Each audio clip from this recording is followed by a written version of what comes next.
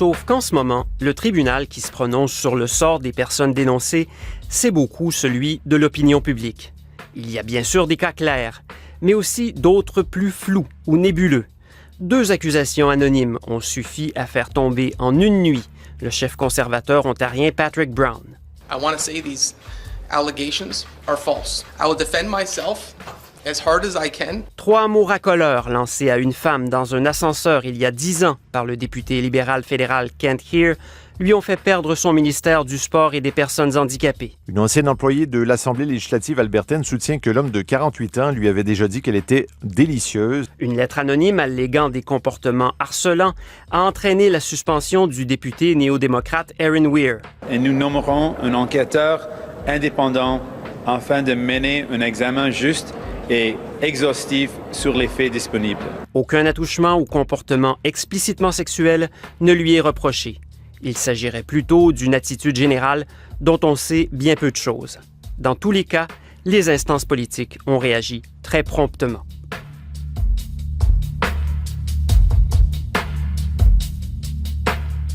Il y a des gens qui nous disent c'est le fait d'une révolution, c'est comme la Révolution française, ça a détruit beaucoup de choses sur son passage.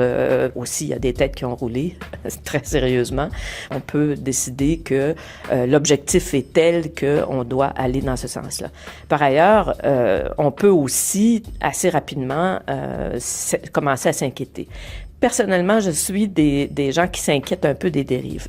La journaliste Lise Bissonnette a longtemps été correspondante au Parlement de Québec et Ottawa. Elle a été éditorialiste. Elle a dirigé le journal Le Devoir.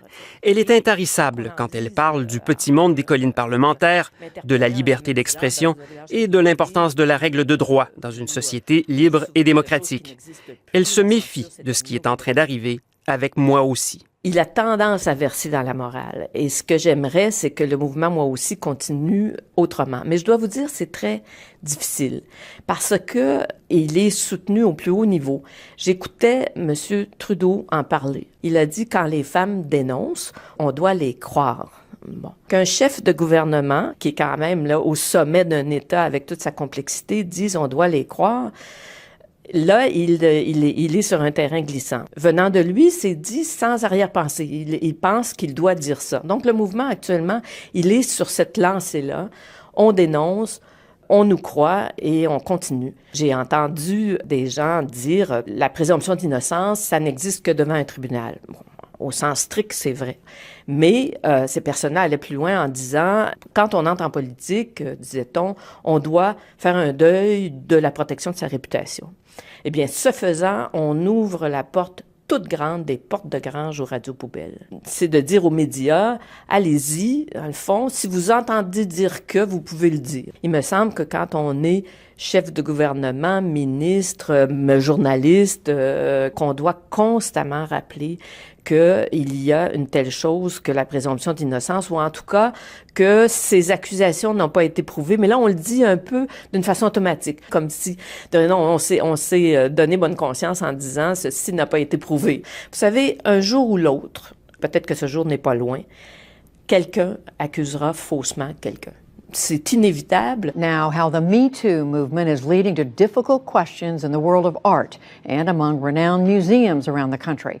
Ce qui fait encore plus frémir Lise Bissonnette, c'est que la recherche de la vertu favorise beaucoup le retour de la censure, notamment dans le milieu de l'art. Cette semaine a éclaté aux États-Unis, là, vraiment, c'est le débat dans tous les musées du monde. Bon, une querelle au sujet d'une exposition qui devait être au musée du portrait à Washington, d'un des plus grands artistes du 20e siècle, qui est M. Chuck Close. 2 women told the New York Times that Close had asked them to model naked for him. One described he started telling her about sexual acts he performed and asked highly invasive questions about her intimate grooming.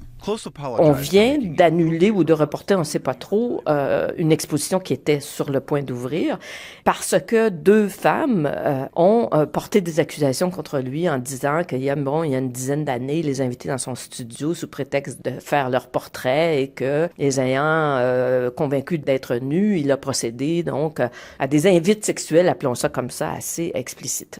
c'est vrai ou c'est pas vrai, c'est possible que ce soit vrai. Mais de là à dire qu'on doit maintenant annuler une exposition rétrospective de son œuvre, si on est rendu là, on arrête, on sort Picasso, on sort le Caravage, on sort Egon Schiele qui avait subi un procès pour viol. Comme ça, on pourrait faire la liste. Tous les conservateurs de musées pourraient faire des listes des gens qui ont eu des comportements qu'on peut qualifier de douteux sur ce plan-là. Et puis, on viderait les musées, en tout cas de mode partie.